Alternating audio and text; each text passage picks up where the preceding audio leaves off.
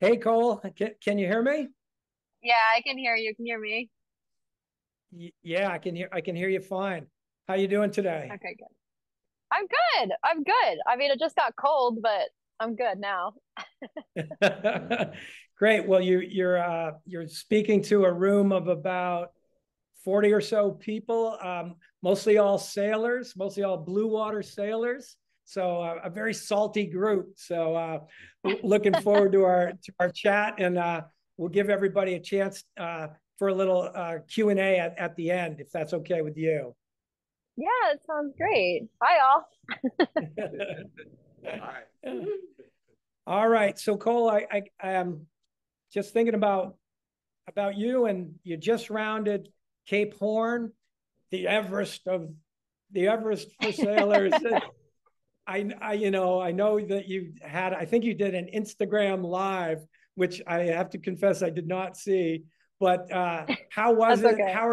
How are you feeling? And tell us a little bit about that. It was really good. I mean, I've always wanted to round Cape Horn, so this was a really amazing experience. And of course, as I was rounding, the wind was picking up. And so, of course, while I was doing an Instagram live, I'm on the bow, just getting just wailed in the face with waves. So I think it made it even more entertaining for everyone involved that was watching. Uh, I refused to watch it because I looked like a duck the whole time, trying to stay clipped in, but have a camera, but also like hold my sign up. I also like wipe my face, so it, it looked ridiculous. Everyone seemed to really like it, but like, would I do it again?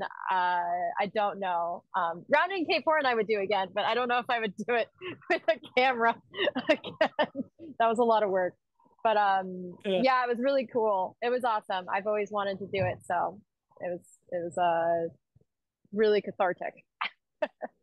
yeah, no, I can relate. And I was just showing these guys a picture of me going around Cape Horn for the first time. And I was in a beat up state, and I had a big black eye, and Oh my God. I'd had a couple of gear failures and an autopilot ram fail. And, so, and then that was my first time. And I was definitely, I think, traumatized.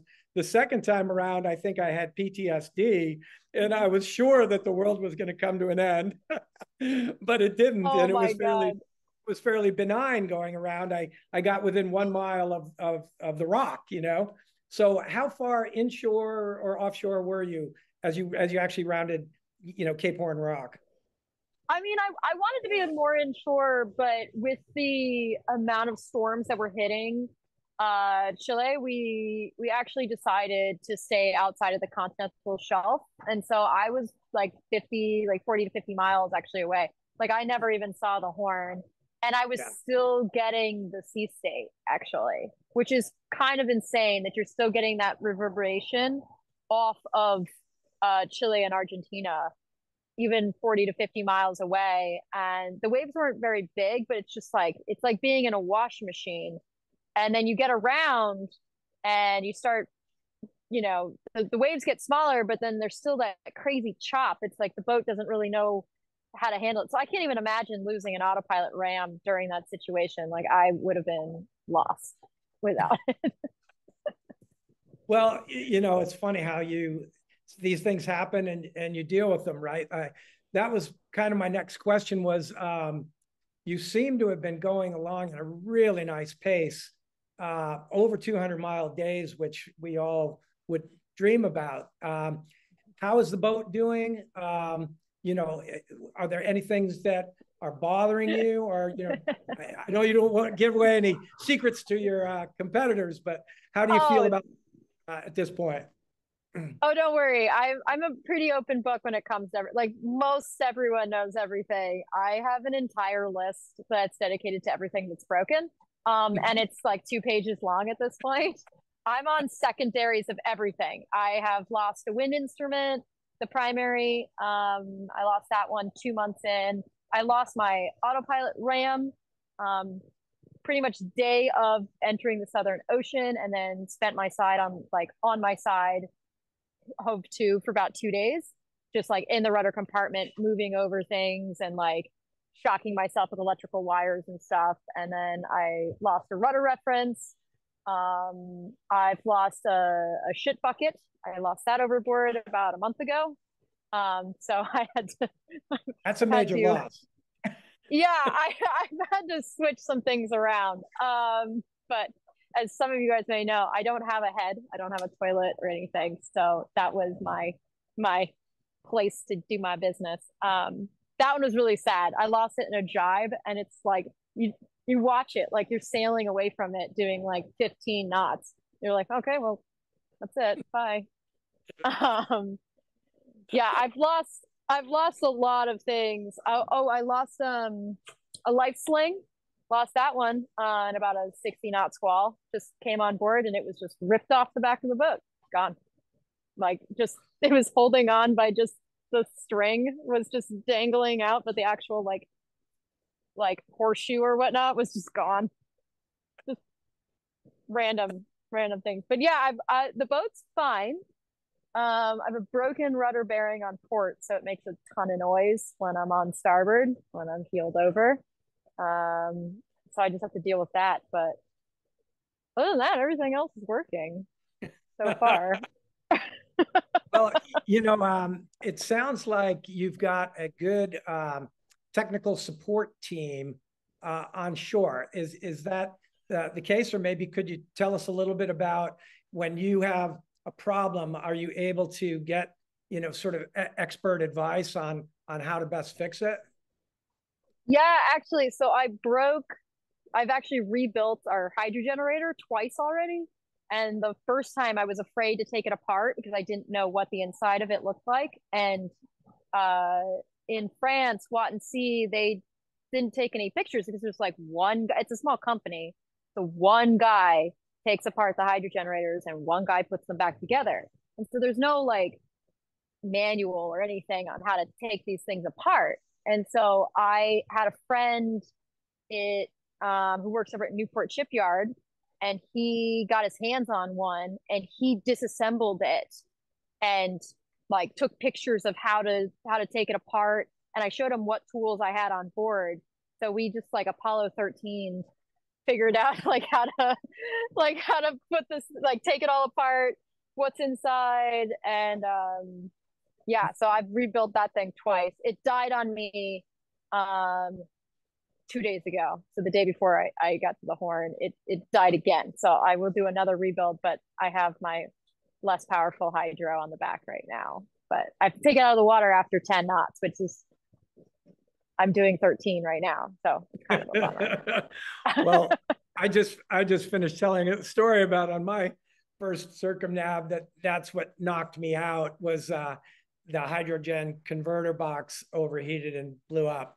So those hydrogeners are so critical because they provide so much of the boat's electrical power that I carried two of them and tacked them, one up, one down. But the converter box, there's only one of. So I watch out. I know you are, but I let it go. I was going 15 to 18 knots, and that's when it happened because they just don't seem to have a good shunt system when so much power is coming through from the propellers. Exactly. I've been like I've studied what the colors are because they don't like give off an alarm or anything. They only they flash reds when they start overheating. And if you don't get back there fast enough, this is what happened to me on why I had to rebuild the first one was that I went to bed, woke up, saw the flashing, went outside, and the hydrogen had leaked all it had pretty much just burnt up inside and was creating so much heat that it had leaked out all the oil that's inside. And so it was just grinding. And there's a magnet inside, like any sort of alternator, and it rotates. And it was just chewing itself apart. And so there's no more magnet really left. And so I think that's why I will have to I don't have any spares for it because they don't really even sell the spares because they just assume their maintenance schedule is only 10,000 miles. So, I'm out here for 27,000, and I burnt it was on the second month, the exact second month, it died. Like, and that was 12,000 miles just the day of. So when you think about all the miles you have left to sail, back to the start and back to the finish line in Spain, what concerns you the most, do you think? I mean, it's always charging. It's always like I have solar panels, I have a fuel cell, and then I have the less powerful hydro and stuff, but it's always just keeping up with that. Like if I don't have solar for the day, then I have to run the engine. How much fuel do I have? And just like counting down, it's like you're rationing. Everything starts going into rationing mode, and especially towards the end because you're starting to run out of all the things. So that's definitely a concern, you know, for me, always trying to like now instead of keeping Starlink up all night, I'm going to shut down at nights just to make sure that I have enough fuel and things like that. And if it's not sunny for 2 weeks, I've got to be prepared for that. So, but as for like the actual like routing and stuff, everything's really tricky from here on out. Like just staying in the breeze, not too much breeze. There's always like this very fine line balance of being a 40-foot race boat in the middle of the ocean. Like, as you probably saw in the Southern Ocean when you were racing, it's like you don't want to be in 50 knots of breeze, but you want to be, in the 20-30 range. Like there's a really nice, happy place. Like right now it's 23 to 33, perfect range for reaching downwind, so it's just playing with that constantly. So I don't know if that's a concern. I think it's more just like what goes through my head on a daily basis. Yeah, no, I hear you. The rationing, because remind us all, if you know it, how many days have you been at sea, and how many more do you think you have left? Maybe Joe Cooper can help us with that one.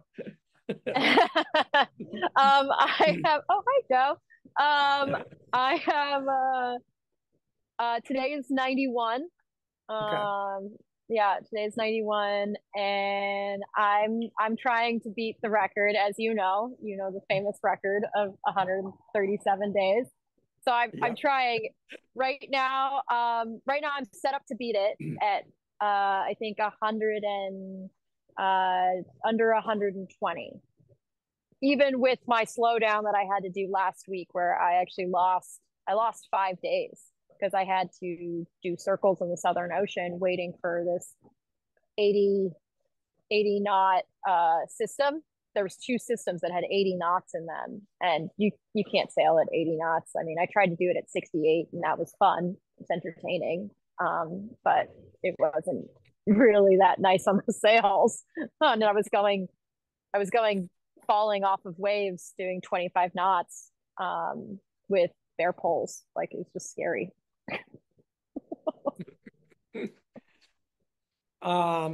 So let's see. How are you feeling about your position in the fleet?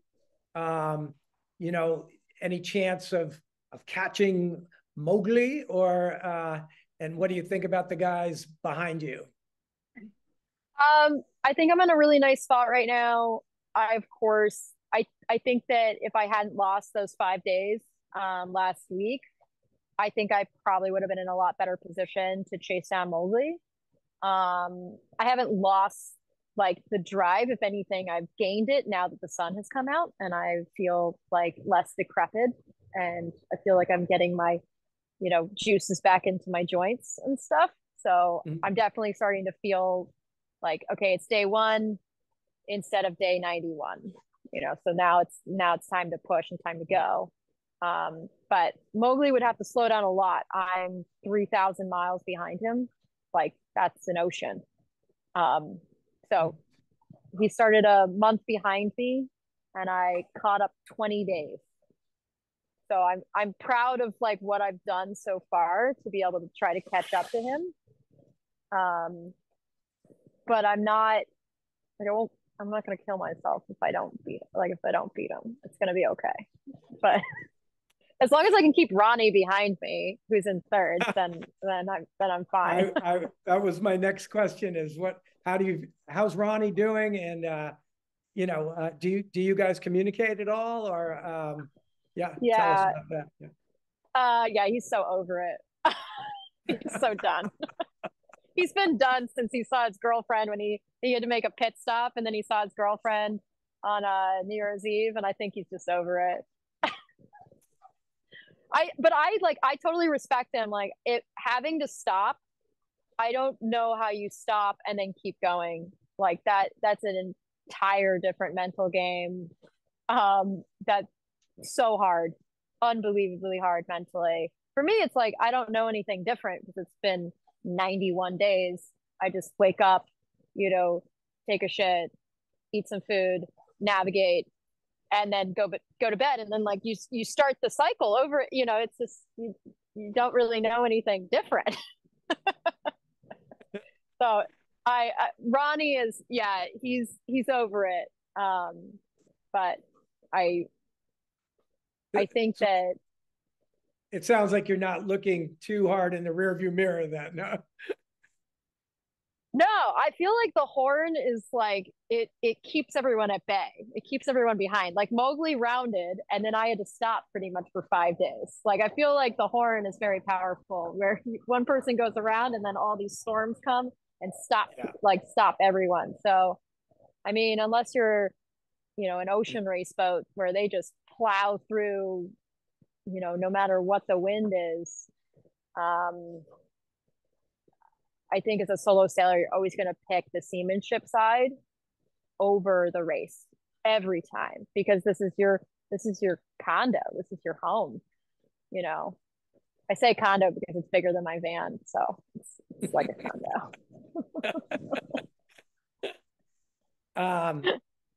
So I was thinking about it. I think if you successfully make it back to Spain, you will be the first American woman solo sailor to complete a solo nonstop circumnavigation. But I wondered because I was just doing a little Googling on this, and quite a few other women have done this, whether in the Vendée Globe or otherwise. Ellen MacArthur comes to mind, Isabelle Autissier, Dee Cafari, Pip Hare, Clarice Clemmer, Miranda Marone, Sam Davies. Have you been in touch with any of those, kind of legendary women sailors?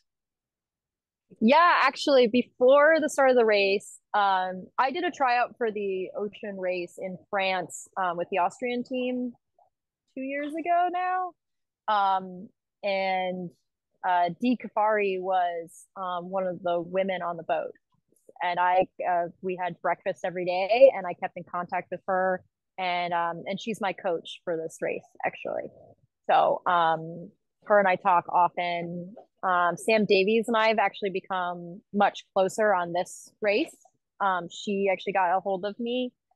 So a lot of really amazing women have come out of the Amoca fleet to see kind of what's going on. I mean, Sam Davies was her first question to me was, what do you think of Starlink? Like they had ripped Starlink off the back of their boat.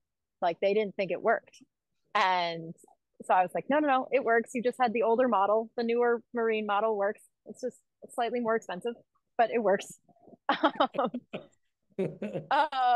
But so I have a total respect for the women who have gone around the world. I mean, I've had a lot of contact with Alex Thompson too. I worked with him 2 years ago as a training opportunity, and him and I like stayed in contact after that. So one of my first questions when I was entering the Southern Ocean went to Dee.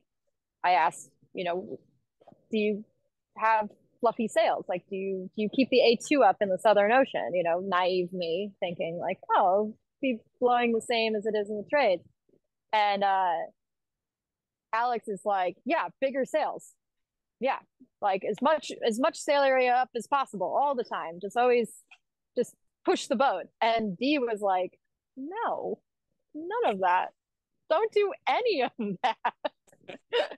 And And then I asked Alex, like, oh, okay, so what happened with your first Southern Ocean experience in like the Amoka? And he was like, oh, I didn't finish. And I was like, okay, okay, okay, this makes more sense.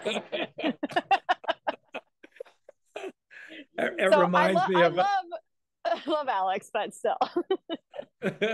well, Alex was always pedal to the metal, as we know, and most times he wiped out for one reason or another. But you had to admire his determination and his gusto. But it reminds me, with my double-handed partner Roger, who we'd always be Yeah. debating. He always wanted to have hammer down, and I called myself the voice of reason, or what I said, why do I always have to be the adult in the room? And I finally said, like, okay, we'll put the big sail up, but if it comes down in tatters, you don't mind paying for it, right? Oh, And that yeah. was the end of the conversation, right? Yeah. No, that makes total sense. Like when you see dollar signs from the sales, you decide very quickly when to put them up. Like I did my transatlantic and I did it solo to Spain before the start of the race. And Chelsea, my weather router, was like, we should try to push and see, kind of what's going on. And so I was like, okay, it's blowing 28 to 30 downwind. She's like, well, what's sea? And it was hurricane season. This was last summer, and big waves. And she's like, okay, well, we should see how a fluffy kite would go. And I was like, okay. So I put the fluffy fractional kite in the air, and I immediately, as I put it up, I go, I don't know how I'm going to get this thing out of the sky.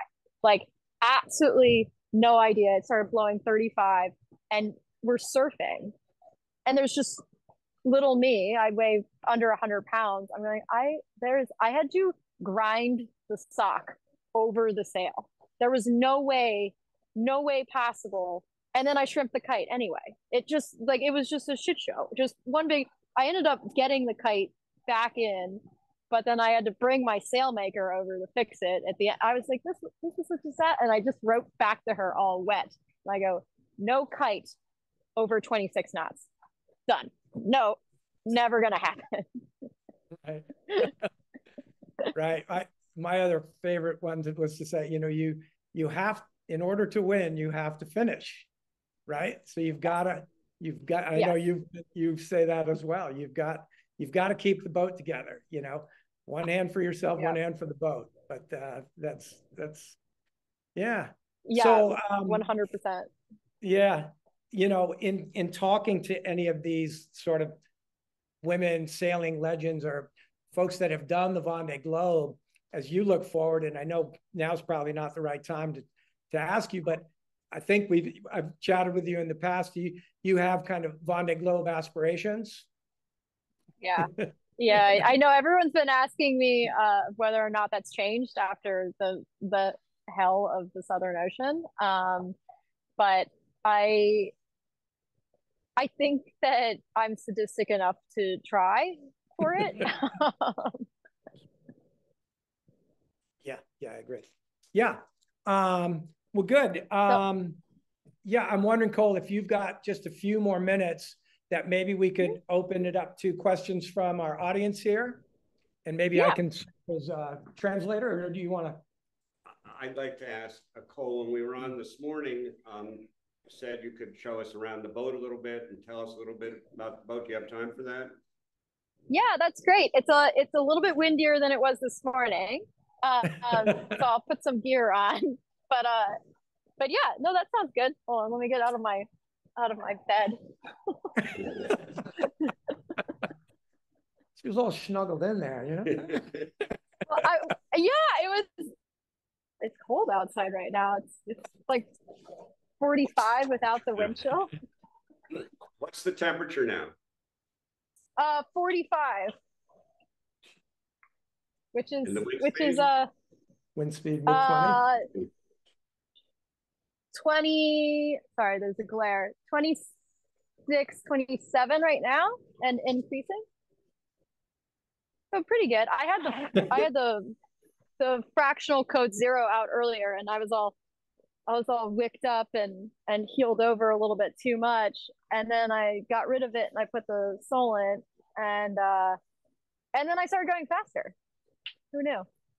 Smaller sails always make you go faster when the wind goes up.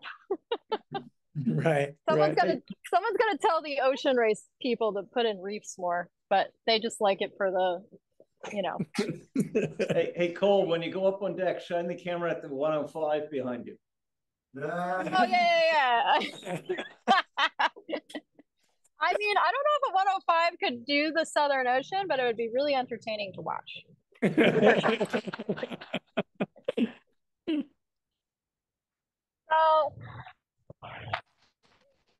right now, and I've got a. It's nice and sunny. Yeah, I'm charging up, which is nice. I don't have to put the hydro in the water and burn her to pieces. But I've got one reef in the main and the Solent, and gusts are supposed to be up to like 38, 40 tonight. So probably go into the second reef and then try to keep the Solent out, but probably have to go to the Trinket after. But we'll see how bad the situation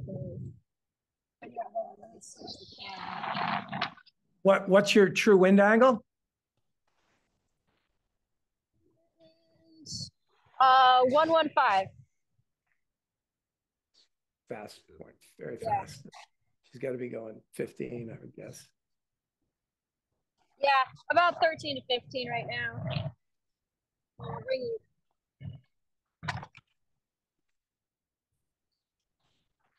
Yeah, I got you guys. I'll step back so I can like lean up against the shroud. Right. So Cole, you're thinking if the wind's going to rise up to 30 plus, you might, would you go to the staysail or just second reef?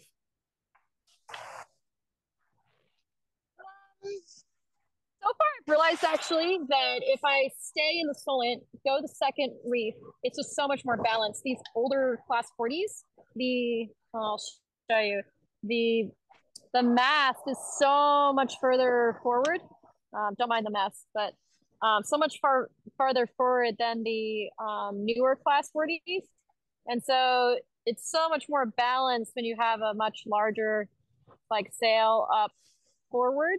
And so like right there, I've got the fro is on the sprit, and then this is the Solent, and then this is the Trinket or staysail.